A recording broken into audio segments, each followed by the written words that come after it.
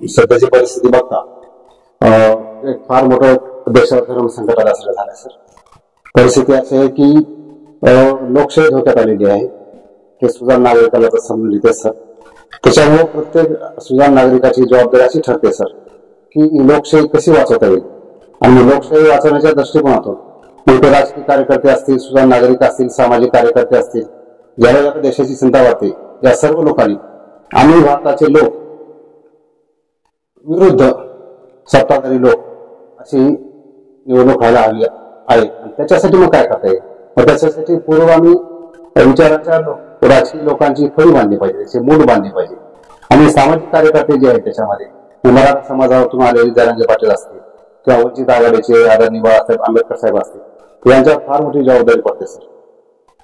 या लोकांनी सध्याची म्हणजे वेळेची गरज लक्षात घेता आपले रचवे फुगे गट तट बाजूला सारून 2 पावलं मागे यावं, 2 पावलं मागे यावं, 2 पावलं पुढे जावं आणि या भारताची लोकशाही वाचवण्यासाठी, बाबासाहेब लिहिलेली घटना वाचवण्यासाठी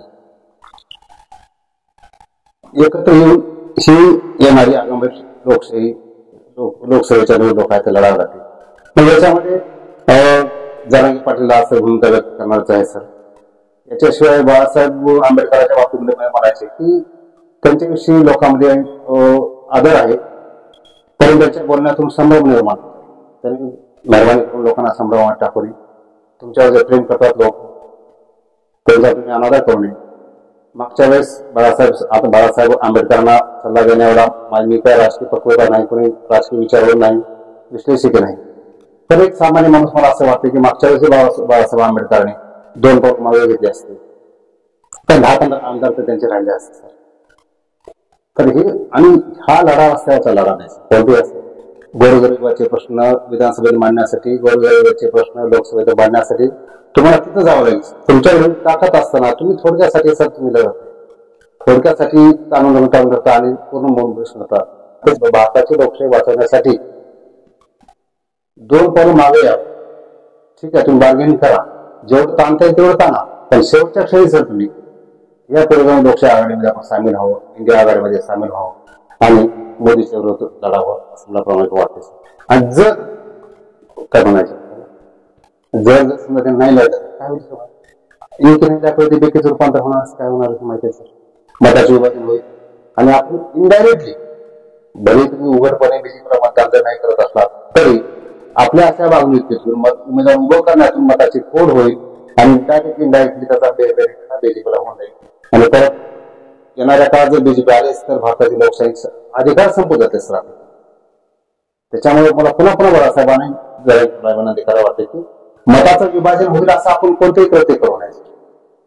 आणि हा सामान्य माणसाची विनंती आहे त्यांच्या. आता आपण लिहिलेलं एक मनोज जरांगे पाटलाच्या नावाने लिहिलेलं अनावृत्त पत्र सोशल मीडियावरती अगदी तुफान वेगानं व्हायरल होतं. तर या पत्राच्या निमित्तानं आपली काय भूमिका असणार? रामभवनाचा विचार करायचा सर, कुछ तो करना पडता या काय ते करावं लागेल. आणि मग एक सहज आठवलं सर, या मला आपण अनावृत्त पत्र लिहावं. मी माझं अटल बिहारी वाजपेयीला अनावृत्त पत्र लिहिलं होतं सर. ज्यावेळेस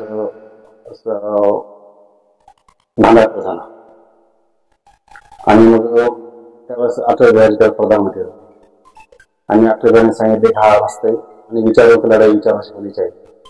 आणि मग त्यावेळेस दैनिक एकमत मध्ये मी अटल बिहारीला अनावृत्त पत्र लिहिलं होतं. अटलजी हे वागणं बरं, महापुरुषांचे मार्ग बदलणं मला तुम्ही विचार म्हणत असाल तर चुकीच आहे. आणि त्या काळामध्ये मी RSSचं काम करत होतो, बीजेपी भारतीय जनता पार्टीचा सरचिटणीस होतो शहराचा. या पदाचा राजीनामा दिला, अटलजीला अनावृत्त पत्र लिहिलं आणि मुक्त झालो सर. म्हणजे संवेदनशील मन असल्यामुळे सर राहत नाही सर.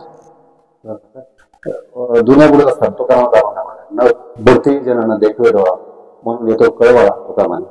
या कळवळ्या पोटी ही सगळं लिहिलं सर.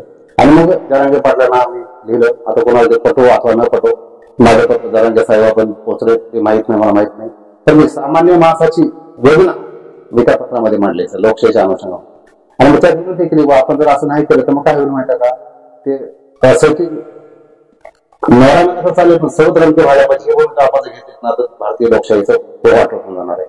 म्हणून त्यांनी तत्वाची विनंती केली की बाबा आपण तुम्ही म्हणताय ना माणसं उभे करा, उमेदवार उभे करा. काय मी त्यावर उदाहरण दिले की मागच्या वेळेस मग मराठा समाजाचं काम करणारा हर्षवर्धन जाधव होता तो उभारणार थांबणार. त्याचं काय झालं? 2-3 लाख त्यांनी मतं घेतली. एकाच समाजामुळे तुम्ही करू शकता का? निवडून लढू शकता का? निवडणूक लढायची असेल तर आपल्या सर्व समाजाला घेऊन चालावं लागतील. भावनेचे आरे जाऊन जगाची कोणतीही आग आसवानी विजवता येत नाही. भावना क्षणिक असते, पाण्याच्या बुडबुड्यासारखी असते. त्याच्यामुळे थंड डोक्याने विचार करावा लागेल सर्वांना, धारणा बनावं लागतील आणि या खेचलेला विरोध करावा लागेल. म्हणून विधानसभेला विनंती केली की आपण थोडासे थांबवा, विधानसभेला आपण करूया जे काय करायचं तुमच्या मताप्रमाणे. पण ही लढाई मोठी आहे, देश वाचवण्याची लढाई आहे. आपण आपलं उमेदवार उभं करून मताचे विभाजन करू नका. मताचं विभाजन केलं तर तुम्ही घेचाल, 50,000 घेचाल, लाख घेचाल, 2 लाख मतं घेचाल. तुमचा उमेदवार निवडून येणार आहे का? नाही येणार. तुम्ही ताकद झाली 1.25 लाखाची तुमची ताकद आहे ना. तुम्ही कसे व्यक्ती त्याचा उल्लेख केलाय सर, मात्राचा माणूस झाल्यापासून 1.5 कोटी लोकांना रस्त्यावर आणणार एक तुम्ही महापुरुष म्हटलं त्यांना सर, एक वेळ तुम्ही लोकनेत्यात म्हटले त्यांना.